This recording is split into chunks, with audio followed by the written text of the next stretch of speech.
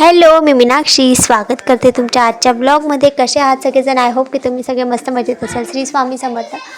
तर आज इथे मी गुरुवार संध्याकाळची रुटीन दाखवत आहे, म्हणजेच मी संध्याकाळचा स्वयंपाक दाखवत आहे. संध्याकाळी स्वयंपाक असा आमचा सिम्पल होता आज, कारण आम्ही दुपारी छान पोळी भाजी वगैरे केलेली होती. तर आमच्या घरामध्ये असे आहे की एका टायमाला पोळी भाजी भात असं व्यवस्थित लागतं. मग एक सकाळी नाश्त्याला वगैरे झालं की मग संध्याकाळी एकदम पोळी भाजी भात लागतं. पण सकाळी आमचं पोळी भाजी वगैरे झालं होतं, त्यामुळे आता संध्याकाळी मला काही भाजी वगैरे बनवायचं नव्हतं. सिंपल असं वरण चिखल्या बनवणार होती. डाळ चिखल्या, कोणी डाळ चिखल्या म्हणतात, आमच्या खानदेशकडे वरण चिखल्या म्हणतात.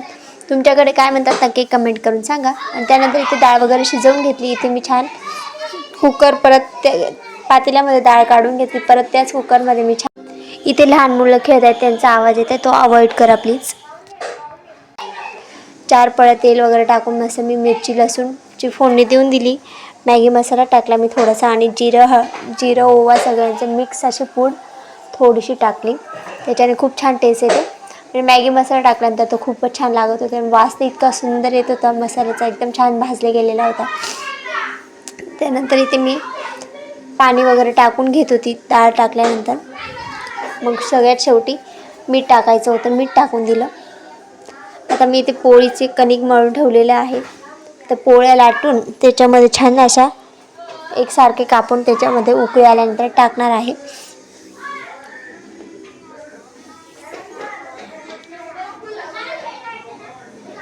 तर इथे जे काही भांडे होते माझे राहिलेले, डाळ काढलेली पातेले वगैरे होते, ते पण धुवून घेतले मी ते छान. आज असं भांडे वगैरे काही भरणार नव्हते. मला तर खूप आनंद राहतो, म्हणजे असं कमीत कमी मोजक्या वस्तूंमध्ये स्वयंपाक बनवायला खूप मजा येते. जास्त पसारा पण नाही आवडत, लिमिटमध्ये स्वयंपाक वगैरे पण करायला आवडतं मला. आणि भांडे पण जास्त निघायला नको. भांडे घासायचा खूप कंटाळा येतो. कोणाला कंटाळा येतो मला नक्की कमेंटमध्ये सांगा. मला खूप आळशी होत चालली मी आता. मला आधी खूप काम केले, पण आता करण्याची इच्छाच होत नाही.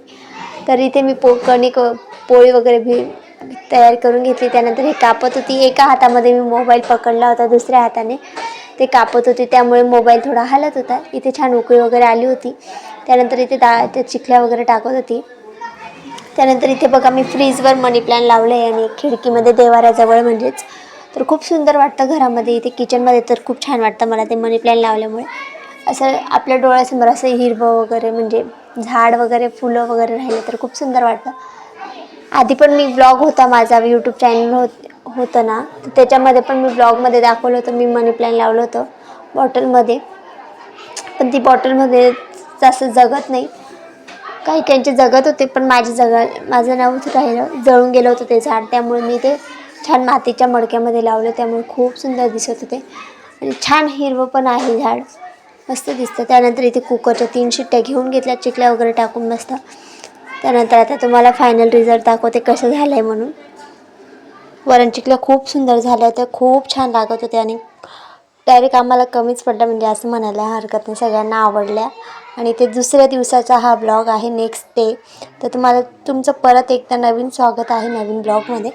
तर इथे मी दुसऱ्या दिवशी म्हणजे शुक्रवार, आज आहे शुक्रवार, तर शुक्रवार सकाळचा हा व्हिडिओ आहे. तर घरातले स्वयंपाक वगैरे माझा होऊन गेला होता, फक्त कपडे राहिले होते. आता मी मोक्षला कपडे वगैरे भिजवून दिले. मोक्षला अंगणवाडीत सोडून येईल छान. तो एकटा बसत नाही तसा, त्याच्यासोबत थोडं थांबावं लागतं.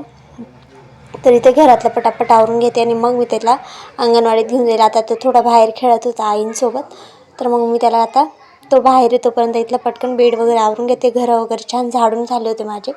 तिकडनं आल्यावर मी फरची पण पुसून घेईल छान, आणि कपडे धुवायचे बाकी ते पण करून घेईल. तिकडनं नंतर मग आता सगळं झालं तर मग अंगणवाडीत जायला वेळ नाही राहणार, त्यामुळे मी कपडे वगैरे छान भिजवून ठेवून दिले. आता त्याची झोक्याची गोधडी वगैरे सगळं काढून घेतलं, सगळं आवरून घेतलं मस्तपैकी. पण पुन्हा मोक्ष आला ना, परत त्याला सॉक्स बुटं वगैरे घातले की परत तो पसारा करून देईल. आता हे धुवायचे कपडे ते भिजवून देते.